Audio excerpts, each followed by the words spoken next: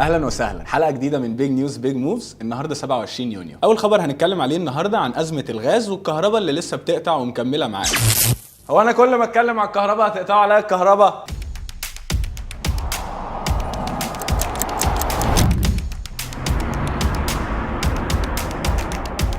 انا كنت بقول لكم ان الازمه لسه مكمله معانا زي ما انتم شايفين. تاني خبر النهارده هنتكلم عليه هو اخر تطورات سعر الدولار. تالت خبر معانا النهارده عن ارتفاع سهم غبور 20% في يوم واحد بس. ورابع خبر معانا عن موافقه السيسي لقانون بيسمح لشركات القطاع الخاص ان هي تخش تشغل وتدير مستشفيات الحكومه. والخبر العالمي اللي معانا عن المناظره الاولى ما بين بايدن وترامب. وبفكركم برضو تتفرجوا على حلقه ماركت واتش اللي خبراء رامبل هيحللوا فيها ايه اللي بيحصل في السوق. يلا بينا نبدا. طيب هو احنا زي ما قلنا في الحلقات اللي فاتت ازمه الغاز لسه مكمله معانا، وده مأثر على الكهرباء وشركات الاسمده. مصطفى مدبولي كان طلع واعلن ان الكهرباء هتبتدي تقطع دلوقتي لمده 3 ساعات بدل ساعتين، وفي ناس بتقول اللي هي بدات اصلا تقطع عندها بالاربع ساعات واكتر كمان. انتوا الكهرباء بتقطع عندكم قد ايه؟ وقال برضو ان المحلات التجاريه والمولات هتبتدي تقفل الساعه 10 بالليل، الا السوبر ماركتس والصيدليات هيقفلوا الساعه 1 الصبح. طيب هو احنا هنفضل كده على طول؟ لا. مدبولي اعلن ان الحكومه هتستورد غاز بحوالي $1 مليار، وان الشحنات دي هتوصل في ثالث اسبوع في يوليو، وده بقى المفروض يوقف قطع الكهرباء من اول ثالث اسبوع في يوليو لحد اخر الصيف. بس بعد ما فتره الصيف تخلص الكهرباء هترجع تقطع تاني لحد اخر السنه. كنا قلنا برضو ان في خلال الشهر ده الغاز قل عن شركات الاسمده والبتروكيماويات. كان في بقى كذا شركه من شركات الاسمده اتاثروا بالموضوع ده زي ابو قير وموبكو وكيما، واعلنوا ان هم وقفوا الانتاج خالص. ولو جينا بصينا على اسهم الشركات دي هنلاقي اللي هي قلت شويه من بدايه الازمه، بس هنلاقي ان النزول في سعر الاسهم مش بحجم مشكله زي وقف الانتاج. خبراء رامبل شايفين ان ده ممكن يكون بسبب ان شركات الاسمده رفعت اسعار الاسمده عشان يعوضوا وقف الانتاج ده. ولو فكرنا في الموضوع ده هنلاقي ان ارتفاع اسعار الاسمده ده هيأثر على المنتجات الزراعيه وهيخليها تغلى. ونقيب الفلاحين طلع فعلا النهارده وقال اللي هم متوقعين 25% زياده في اسعار المنتجات الزراعيه زي مثلا الخضار والفاكهه. ولما الاسعار بتطلع طبعا احنا عارفين ايه اللي بيحصل، التضخم بيزيد.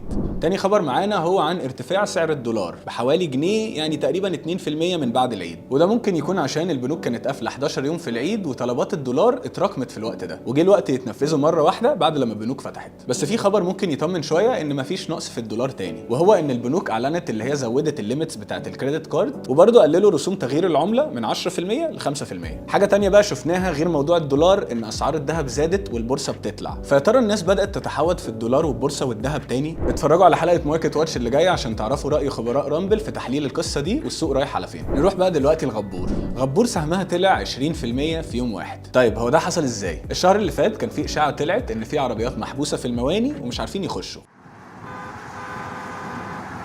وطلع خبر رسمي الاسبوع ده ان في فعلا حوالي 13,000 عربيه محبوسين في المواني في خلال اخر 45 يوم. واول ما الخبر ده اتاكد سعر سهم غبور طلع ب 20% في نفس اليوم، وسعر سهم ام جروب طلع الاسبوع ده بحوالي 14%. ودي شركه من اكبر شركات التوزيع في مصر وبتشتغل في كذا قطاع، ومنهم قطاع العربيات، وبتشتغل في جاكور ورينج روفر. فغالبا بقى اما الناس ابتدت تعرف ان اسعار العربيات ممكن تبتدي تزيد فراحوا يستثمروا في الشركات اللي ممكن تستفيد من ده. طيب خلينا نخش على حاجه تانية شبه موضوع غبور وام جروب ده. يوم الأحد اللي فات السيسي وافق على قانون بيسمح لشركات القطاع الخاص ان هي تخش تدير وتشغل مستشفيات الحكومه من 3 سنين ل 15 سنه، وده برضو من ضمن خطه الحكومه لجذب استثمارات اجنبيه وتحسين القطاع الصحي والمستشفيات بشكل عام. بس هو في ناس بقى معارضه للقانون ده عشان شايفين ان هم هيخلوا الخدمات الطبيه غاليه جدا للمواطن العادي، وحاجه زي دي ممكن يبقى ليها دور ان هي تزود اسعار اسهم اللي في القطاع الصحي. وفعلا الاسبوع ده شفنا من اكبر شركات القطاع الصحي اللي مدرجه في البورصه اسهمها زادت، ممكن يكون بسبب الموضوع ده. نروح بقى للخبر العالمي. النهارده يوم امريكا كلها مستنياه عشان هو المناظره الاولى ما بين بايدن وترامب، وشكل كده هيبقى في مواجهه عنيفه عشان الموضوع اساسي في المناظره دي هو الضرايب. ترامب عنده خطه اللي هو يقلل الضرايب، وكان حتى طلع وقال هو wants to have high taxes، يعني من الاخر بيسال مين عايز يدفع ضرايب عاليه. وكمان انتقد بايدن وقال ان دي من اسوأ سياساته. بالنسبه لبقى بايدن هو عنده خطه اللي هو يزود الضرايب على المؤسسات الكبيره والاغنياء عشان يخفف الحمل شويه من الطبقه المتوسطه. ترامب بقى هيتكلم على الارقام القياسيه بتاعه التضخم اللي بايدن وصل لها بعد كوفيد، وهو بقى بيقول اللي هو هيعيد بناء اقتصاد امريكا وهيخليه احسن اقتصاد في التاريخ. في نقاد بقى بيقولوا ان رجوع ترامب ده ممكن يضر الاقتصاد العالمي والديمقراطيه، والحملتين بقى شايفين ان كده كده موضوع الضرايب ده كسبان. ترامب هيضغط عشان يقلل الضرايب، وبايدن هيفضل على موقفه اللي منحاز اكتر للشعب. المناظره اللي هتحصل النهارده دي هتكون عامل حاسم في الانتخابات اللي هتحصل في نوفمبر الجاي. خليكم بقى متابعينا الاسبوع الجاي عشان نعرف ايه اللي حصل في المناظره دي. نروح دلوقتي لدوري الاصول. بيتكوين وفيسبوك بدلوا اماكن، بيتكوين بقى المركز الاخير وفيسبوك طلع للمركز التاسع.